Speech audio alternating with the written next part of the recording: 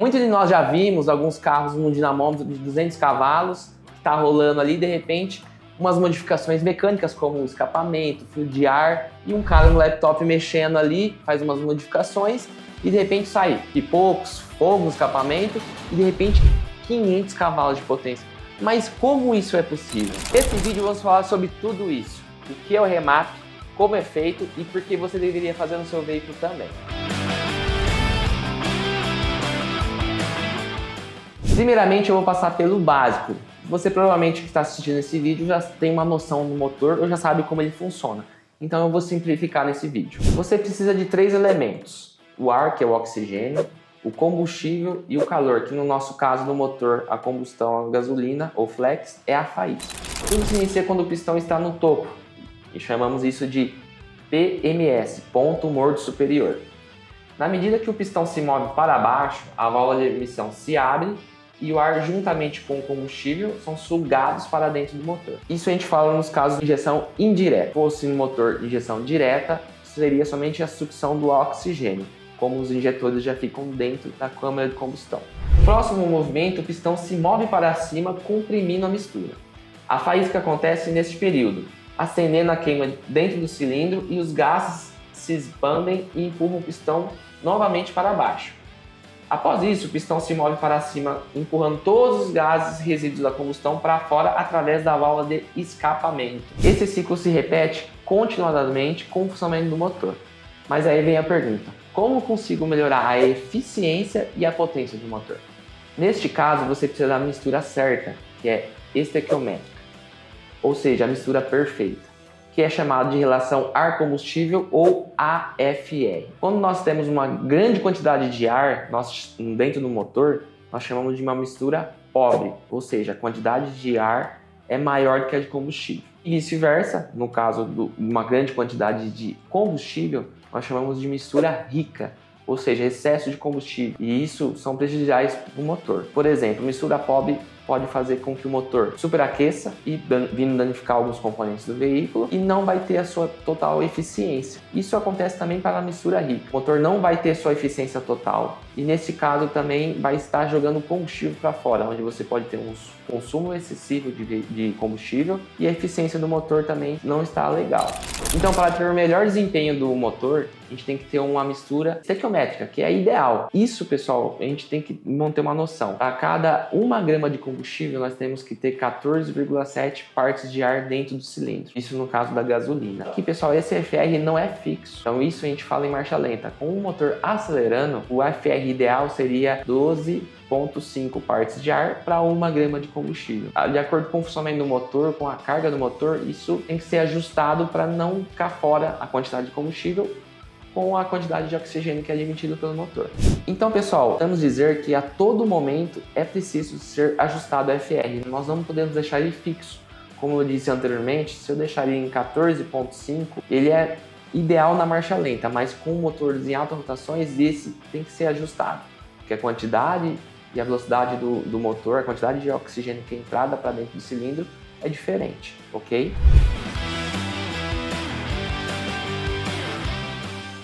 Dentro da ECU, que é a Electronic Control Unit, ou Unidade de Controle Eletrônica do Motor, nós temos umas tabelas de AFR, chamadas de mapa de combustível ou mapas de controle de combustível, né? Que em cada célula tem um valor de FR determinado por RPM e carga do motor. Então, com 1000 RPM vai ter um FR com um tanto de carga de motor. Com um motor a 6000 RPM, por exemplo, você vai ter um FR diferente. Eu vou dar um exemplo prático, tá, pessoal? Vamos supor que um veículo está numa rodovia a 2000 RPM, numa velocidade de 60 km por hora. E nesse caso, pessoal, o motor está com uma carga diferente do que como se estivesse numa subida, numa serra, por exemplo. Okay? Essa tabela ela vai buscar de acordo com a RPM e carga do motor. Um veículo em rodovia plana a 2000 RPM ele vai ter X de carga de motor. Então ele vai buscar na tabela FR o ajuste ideal. Em determinado momento que você pega uma serra, você começa a subir os mesmos 2000 RPMs, a carga do motor vai estar diferente na tabela, onde ele vai pegar um FR totalmente diferente e vai ser ajustado no veículo. Essa tabela, pessoal, vai fornecer vários valores de FR para cada situações diferentes que você tem no seu veículo, em RPMs e cargas do motor diferentes. Ou seja, ele vai buscar a maior eficiência, a maior potência com um ajuste de combustível para vários cenários do seu veículo que você vai ter. Agora que você viu sobre a relação ar-combustível ou AFR, nós vamos falar sobre mais um item, que é a faísca ou tempo da faísca, que nós chamamos de ponto de ignição. Como anteriormente nós falamos sobre os 3 elementos básicos do funcionamento do motor, que é oxigênio, combustível e calor, nós acabamos de falar sobre a AFR, que é o oxigênio e o combustível. Agora nós vamos falar sobre o calor, que é a faísca. Pessoal, imagine comigo se a faísca sair muito tarde ou ela atrasar para sair. Eu vou dar um exemplo bem básico para vocês. O pistão ele começa a subir e comprimir a mistura. Aí chegou no PMS, ok? A partir do momento, esse é o momento exato de sair a faísca na câmara de combustão. Só que ela não saiu, o pistão começou a descer novamente. Ou seja, aquela mistura que estava comprimida, perfeita para ser queimada, não está sendo queimada. A partir do momento que ele começa a descer o pistão, aí assim a faísca sai. O que acontece? O pistão ele não vai ter uma força total para descer, isso influencia no desempenho do motor, eficiência do motor e também um consumo um pouquinho excessivo do combustível. Ou seja, isso não é ideal para o motor. Qual é o momento certo de sair a faísca? É no topo, no 0 graus ali que o pistão tem que estar? Não, não é assim, eu vou explicar agora para você. O seu motor tem que estar com o pistão em 2 graus do centro do motor. Isto é onde a pressão do cilindro está no máximo. Se a faísca sair exatamente em 2 graus, será tarde demais. E você sabe por quê? Porque aquela mistura ar-combustível não tem a queima imediatamente, quando a faísca sai pela vela de ignição. A chama ela leva um tempo para se propagar através do cilindro. Isso é chamado de atraso de ignição. Para obter a pressão máxima do cilindro, quando o pistão estiver a 2 graus além do centro, você precisa que a faísca saia com bastante antecedência. No caso, você precisa de um tempo avançado, normalmente é próximo de 15 graus antes do ponto morto superior. Dessa forma, quando o pistão atinge os 2 graus, toda a queima da mistura do ar combustível está acesa e o cilindro é empurrado com pressão máxima. Mas igual ao FR, pessoal, o ponto de ignição ele não pode ser fixo, ok? Ele varia de acordo com a RPM, a velocidade do motor, e a carga do motor também. No entanto, pessoal, nós precisamos também de uma tabela, ok, dentro da ECU, para poder fazer esses ajustes do ponto de ignição, onde os eixos vai ser RPM e carga do motor, e dentro dessas tabelas, as células, eles vai ter o avanço de ignição ou ponto de ignição, para ser ajustado a todo momento, seja em RPMs baixas com cargas baixas ou RPMs altas com cargas altas. E por que nós temos essa tabela, pessoal? De acordo com a RPM do motor, a velocidade que o pistão tem, ok? O motor vai girar, o pistão começa a pegar uma velocidade muito alta, então tem que ser feito esses ajustes para a faísca cada vez mais ser ajustada com antecedência. Porque, pessoal, a velocidade da queima de combustão dentro do cilindro, ela leva um tempo. Você deve estar colocando assim, Eric, mas sai a faísca, queima? Não. Na hora que sai a faísca, ela tem um tempo para queimar dentro do cilindro. A gente chama isso de chama de propagação. Então, ela leva um tempo. Então, cada vez mais que o pistão está mais rápido, a queima vai ser a mesma, pessoal. Então, por isso que tem que ser feito um ajuste dentro da tabela. Lembrando aqui, pessoal, esse ponto de ignição vai variar de veículos para veículos, ok? Não é todo motor que vai ser igual a essas tabelas. Cada motor, cada projeto vai ter uma tabela diferente. E também muda-se quando usa combustíveis diferentes, ok? Carros flex vai ter mais que 2 tabelas de ajuste de ignição, no caso, uma para álcool e uma para gasolina, ok? Veículos importados que vêm de fora, que trabalham com gasolinas de alta octanagem também vai ser diferente. Quando chega no Brasil, tenta se comportar um pouco diferente, porque o combustível é diferente. Então, pessoal, é muito importante esse ajuste ser feito de maneira fina e por profissionais qualificados. Isso, pessoal, é totalmente diferente dos tempos antigos, onde tinha uma pistola de ponto, uma chave, e você ia lá, ajustava o distribuidor e conseguia ajustar o ponto de ignição ali, que era fixo, e de acordo com o tempo foram melhorando os sistemas, fazendo um sistema de ignições eletrônicos e tudo mais. E também você tinha um carburador ali, que você colocava um G-Clay maior, tirava, colocava um G-Clay menor, fazia alguns ajustes ali para obter máximo de potência, tá, no veículo ali. Esses tempos acabaram, pessoal. Isso aqui é tecnologia e os ajustes são muito mais precisos e muito mais simples.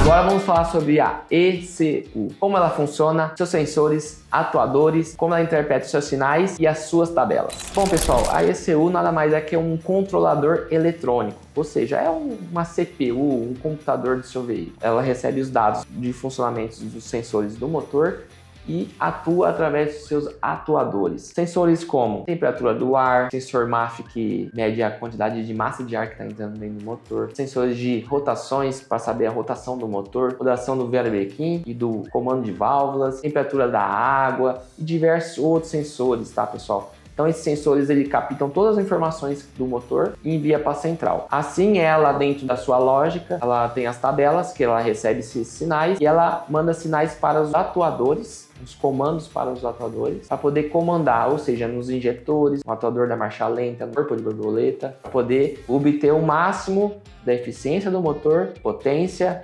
controlabilidade e economia de combustível. Agora eu vou dar um exemplo básico, tá, pessoal, do funcionamento de uma ECU em sensores básicos. Ela necessita do sensor MAF para poder saber a quantidade de ar que está entrando para dentro do motor, ou o sensor MAP. Ela vai ter o sensor de RPM para saber a sua rotação do motor e também ela vai ter o sensor que fica no escapamento, que é a sonda lambda, que mede a quantidade de oxigênio que sai do motor. Nesses 3 ou 4 sensores aí, pessoal, é uma coisa básica que ela calcula, ela já consegue saber se está indo muito combustível ou pouco combustível para o motor. E isso ela consegue regular através dos injetores, que é os bicos injetores, mandando um sinal para eles ou um comando para injetar mais ou menos. Isso, pessoal, a todo momento do funcionamento do motor, ela vai regular. Esse exemplo que eu falei agora é sobre a relação ar-combustível. Eu vou dar um exemplo básico também agora do ponto de ignição. Ele tem um sensor de detonação que vai no bloco do motor, onde ele consegue medir e encontrar se tem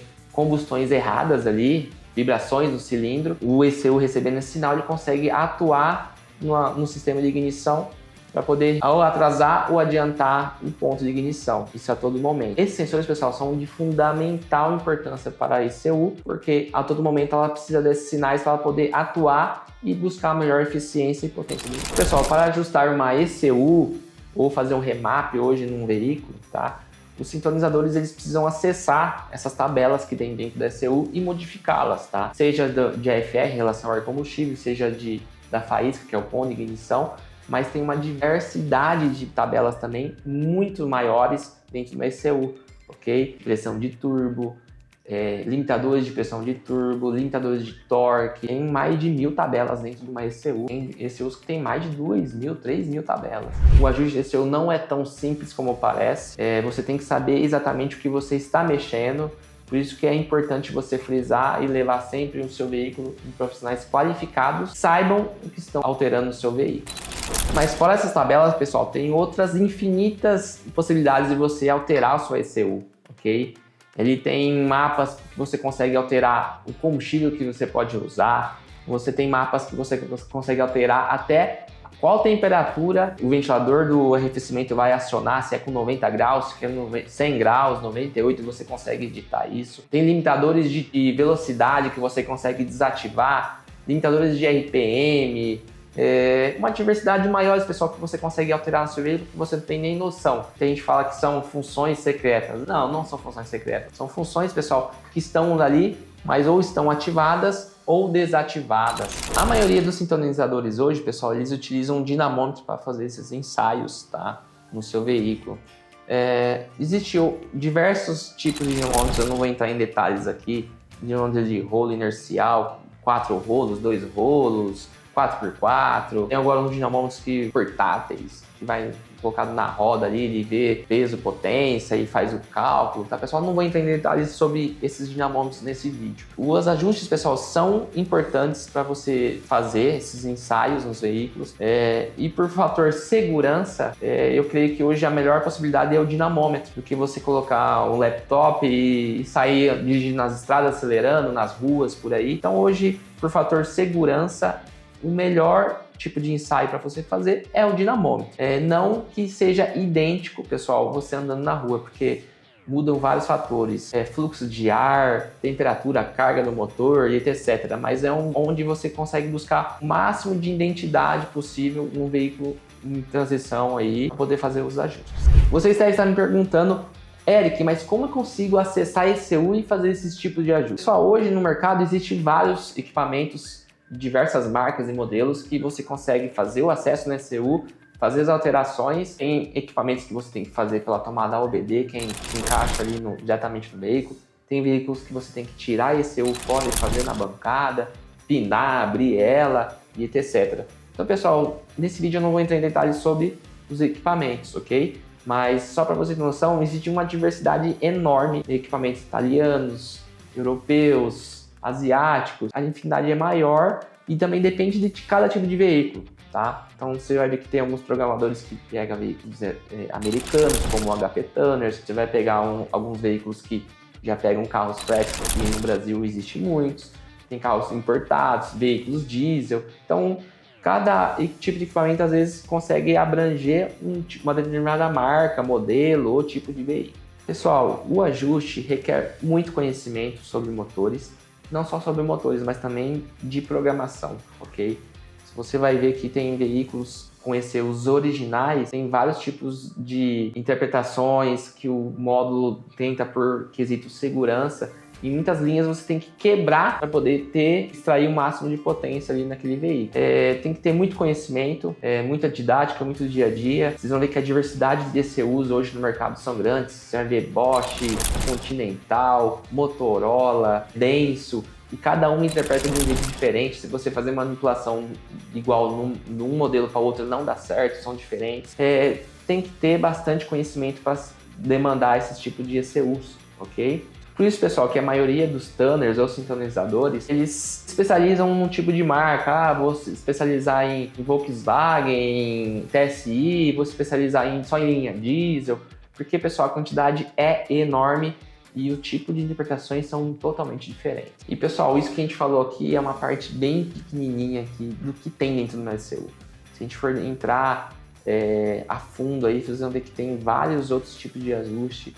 Ajuste de partida frio, quando o motor está frio, abaixo de uma temperatura, você tem que fazer um ajuste. Só vai entrar naquela tabela quando o motor estiver frio ou quando o motor estiver quente. Então, pessoal, tem uma diversidade enorme de ajustes para fazer no ECU. Claro que os sintonizadores modificam, às vezes, somente para a potência, tá? Mas quem calibra do zero o motor tem um trabalho muito maior. Agora, pessoal, se você entendeu o que aquele cara no laptop está fazendo naquele carro, naquele vídeo que você tinha visto, por favor, pessoal, se inscreva no nosso canal, ative o sininho, siga nós nas redes sociais, no Instagram e no TikTok. E se você puder compartilhar para aquele seu amigo que ama carros também, por favor, é nóis!